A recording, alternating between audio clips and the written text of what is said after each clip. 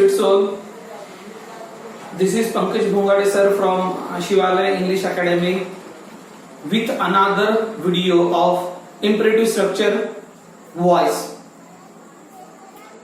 We have seen earlier before assertive structure from simple present tense to future perfect tense. Now we have to keep on imperative structure. Then question arises here, what is imperative structure? The sentence which begin with the verb. In assertive we have seen the sentence begin with the subject. Here in imperative the sentence begin with verb. Where order, advice, suggestion, warn, request put forward through the sentence. ज्या वाक्याची सुरुवात क्रियापदापासून होते, ज्या वाक्यातून आज्ञा दर्शवली जाते, ज्या वाक्यातला सब्जेक्ट हा यू असतो, पण यू काय असतो? इम्प्लाइड असतो. यू म्हणजे महाभारतातला हनुमान. यू म्हणजे महाभारतातला Hanuman. Suppose if I say get up, तर obviously get up I must have said someone else who is before me. Then obviously the subject, implied subject will be you for that. ज्या वाक्यातून आज्ञा दर्शवली जाते आणि वाक्याची सुरुवात क्रियापदापासून होते. Here is the passive structure of the imperative sentence. First listen. Later on we shall go on the board. Even I have sent you today the notes regarding imperative sentence, voice structure. Entire details even has kept there, but explanation face to face through that media is very much important for each one of you. बघा, ज्या वाक्याची सुरुवात क्रियापदापासून होते त्याला तर आपण imperative sentence म्हणतो. Imperative sentence there are six formulas of passive voice in imperative sentence, but it is no more too much difficult to understand. You can easily understand it. The first one, किंवा जसं एखादी वाक्य घेतलेली आहे आपण की ज्या वाक्यामध्ये कर्म असतं, ऑब्जेक्ट, आणि ज्या वाक्यात ऑब्जेक्ट असतो, म्हणजे ऑब्जेक्ट नेमका कोणाला असतो? क्रियापदाला ऑब्जेक्ट असतो, आणि त्या क्रियापदाला ट्रान्झिटिव्ह वर्ब म्हटलं जातं. ज्या क्रियापदाला ऑब्जेक्ट असते त्याला transitive verb. The verb which follows the object, the verb which put forward the object. ज्या क्रियापदाला कर्म असते त्याला ट्रान्झिटिव्ह वर्ब म्हणतात. आणि the verb which do not have object that is intransitive verb. मग हा ट्रान्झिटिव्ह वर्ब आहे किंवा इंट्रान्झिटिव्ह वर्ब आहे हे तुम्हाला कसं ओळखणार? तुम्ही सरळ सरळ क्रियापदाला प्रश्न करा. काय सोडवितो? पेपर सोडवितो. काय लिहितो? न्यू टॉपिक्स लिहितो. काय क्रिएट केलं? आणि पॉझिटिव्हिटी क्रिएट केली. म्हणजे क्रियापदाला काय नाही प्रश्न केला. कोणाला इन्व्हाइट केलं? मित्रांना इन्व्हाइट केलं. कोणाला कॉल केलेला? डॉक्टरांना कॉल केलेला. म्हणजे ऑब्जेक्ट तर दोन प्रकारचे असतात, एक direct object, indirect object. Earlier we have discuss about it. Okay, तर या इम्परेटिव्ह सेंटेन्सच्या व्हॉइस स्ट्रक्चरला आपण एक विशेष नाव दिलेलं आहे. आपण त्याला एक विशेष नाव दिलेलं आहे आणि त्या विशेष नावाच्या माध्यमातून त्याला एक्सप्लेन केलेलं with formulas. Now listen on the board. Here the voice structure of imperative sentence. Imperative sentence go with the verb plus extension. Is that clear? Do you get it? Okay. What is imperative sentence? ज्या वाक्याची सुरुवात क्रियापदापासून होते, ज्या वाक्यातून आज्ञा दर्शवली जाते, order केला जातो, सजेस्ट केलं जाते, ऍडवाइस केलं जाते, वॉर्न केलं जाते. Here is the format. आपण त्याला नाव दिलेलं आहे व्हॉइस स्ट्रक्चरच्या कन्स्ट्रक्शनला. That is affirmative transitive imperative. तुम्ही कुठल्या पुस्तकात हे वाक्यरचना शोधायला जाल तर फॉर्म्युले सापडतील, वाक्य सापडतील, पण असं नामकरण दिसणार नाही त्याला. हे तुमच्या हिशोबाने नाव दिलेलं आहे. Affirmative transitive imperative. As per told, affirmative म्हणजे होकारार्थी वाक्य, ट्रान्झिटिव्ह म्हणजे ज्या क्रियापदाला कर्म असतो, आणि imperative verb plus extension. Format काय झाला मग याचा? Verb object extension. Here is the sentence, समन द पोलीस राईट नाउ. पोलिसला आताच्या आता बोलवा. समन म्हणजे बोलविणे. आता तुम्ही प्रश्न जर योग्य पद्धतीने क्रियापदाला केला तर तुम्हाला काय मिळतो? ऑब्जेक्ट मिळतो. मग काय बोलवा म्हणाल का तुम्ही?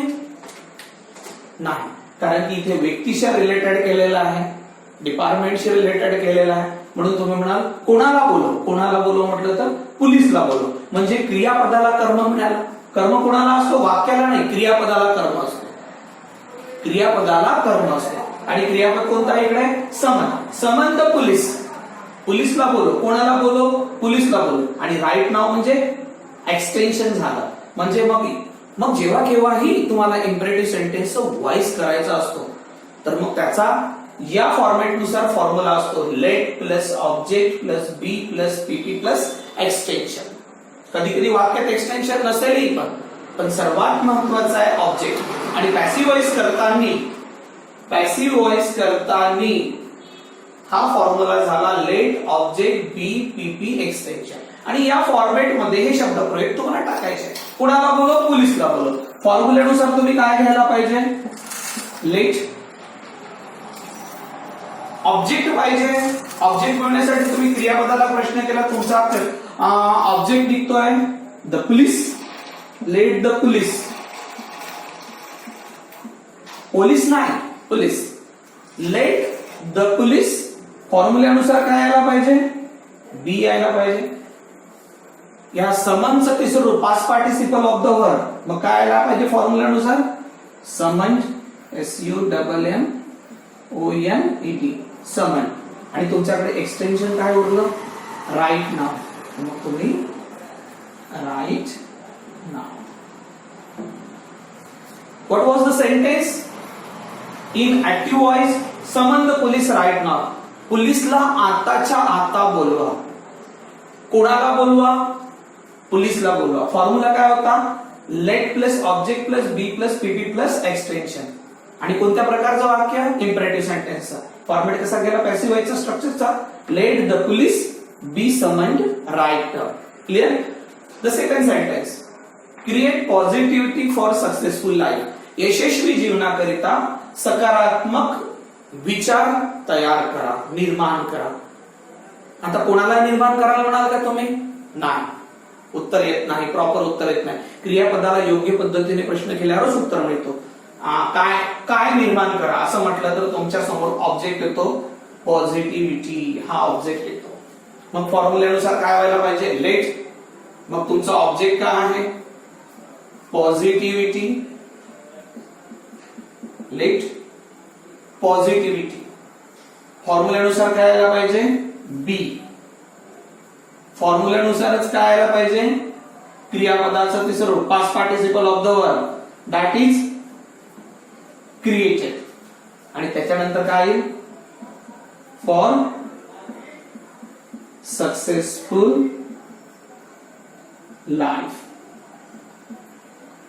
That is the example of the affirmative transitive imperative. क्रियापदाच्या ज्या वाक्याची सुरुवात क्रियापदापासून झाली त्या वाक्याच्या प्रकाराचा हा पॅसिव्ह व्हॉइस स्ट्रक्चर आहे. आणि ज्या वाक्यात ऑब्जेक्ट असतो आणि वाक्य अफर्मेटिव्ह स्टेज मध्ये असते तर पॅसिव्ह व्हॉइसचा फॉर्म्युला असतो let plus object plus B plus PP plus extension. क्रियापदाला काय आणि कोणी प्रश्न करा, ऑब्जेक्ट येतो, फॉर्म्युल्यामध्ये सेटल्ड करा, you have a answer. Okay.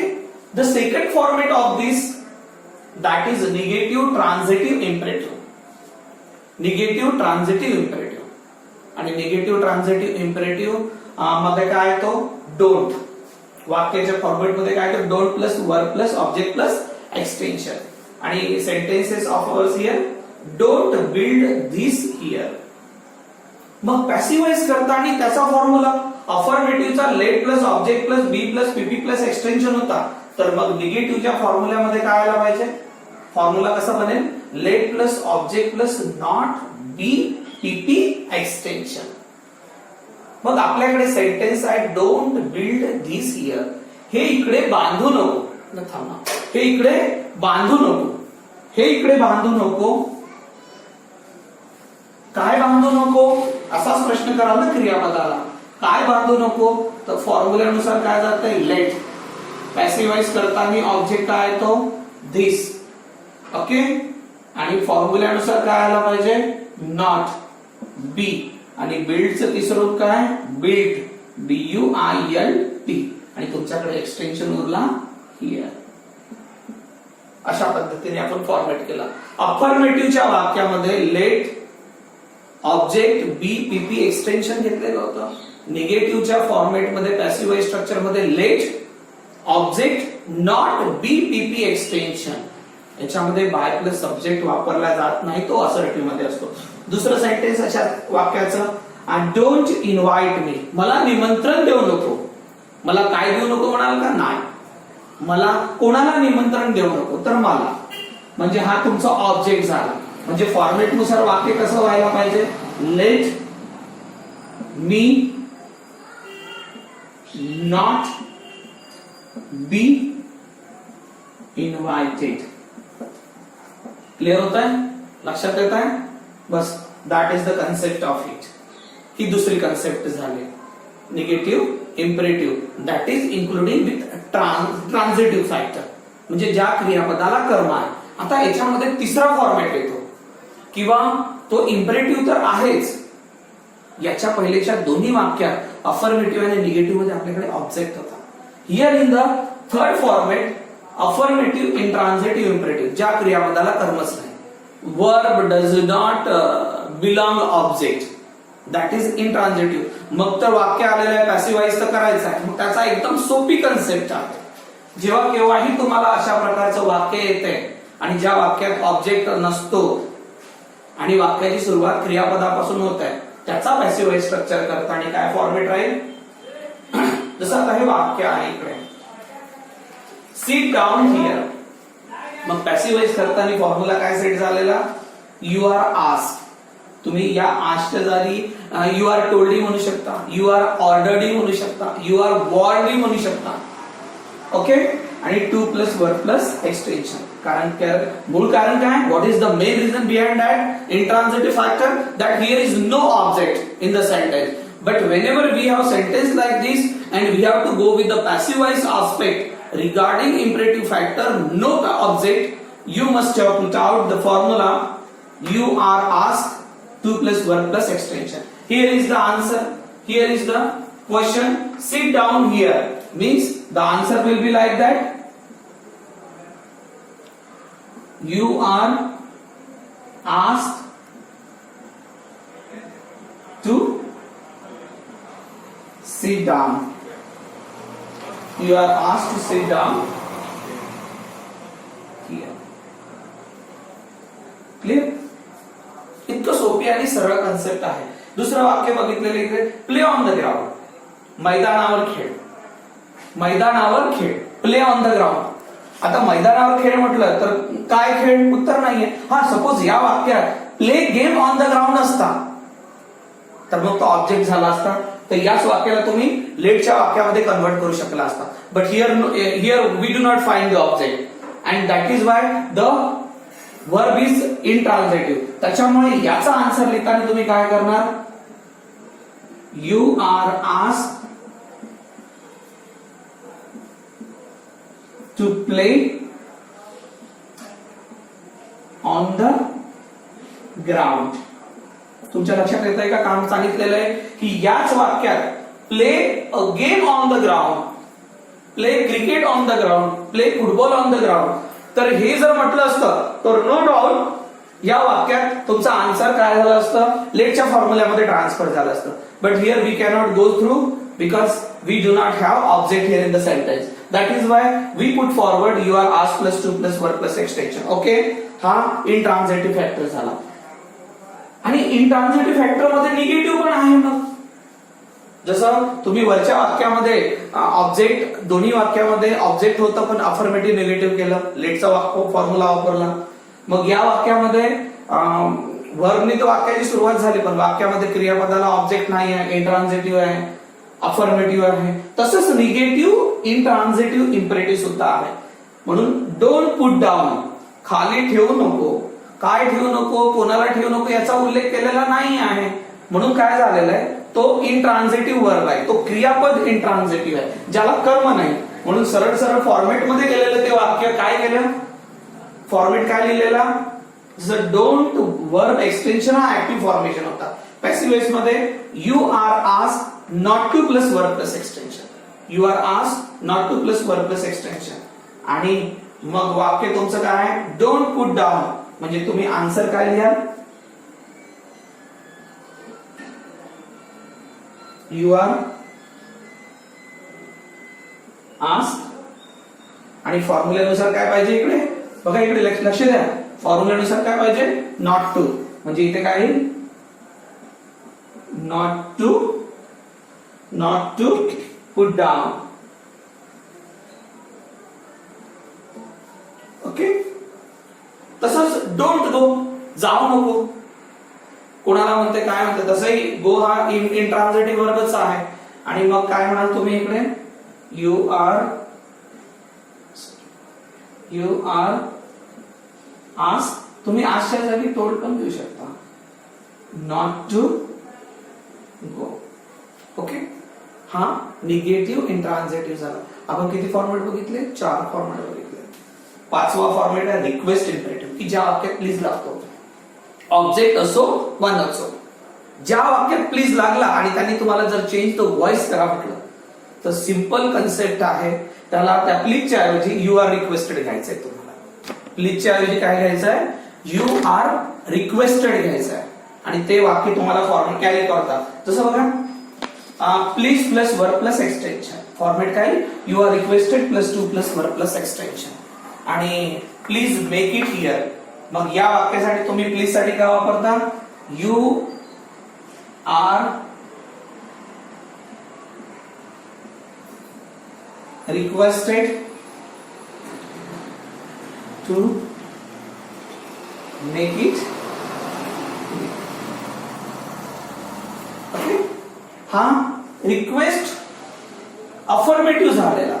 आणि मग निगेटिव्ह इम्परेटिव्ह मध्ये पण असते. जसं आता हे वाक्य आहे, प्लीज सॉल्व धिस केस, म्हणजे you are requested to solve this case, बरोबर आहे. आणि मग शेवटचा 6 नंबरचा फॉर्मेट आहे निगेटिव्ह रिक्वेस्ट. आणि या वाक्यामध्ये प्लीजच्या सोबतीला काय वापरतात, डोंट वापरतात. प्लीजच्या सोबतीला काय वापरतात, डोंट वापरतात. म्हणजे सपोज आता हेच वाक्य आपल्याकडे आहे, please don't make it here, please don't make it here. मग तुम्ही काय कराल, यू आर रिक्वेस्टेड, डोंट साठी काय वापराल, not to plus verb plus extension. म्हणजे कसं वाक्य होईल, you are requested not to make it here. आणि दुसरं वाक्य जर करायचं असेल डोंटनी, please don't solve this case, you are requested not to solve this case. म्हणजे अशा प्रकारचे इम्परेटिव्ह सेंटेन्सचे 6 स्ट्रक्चर.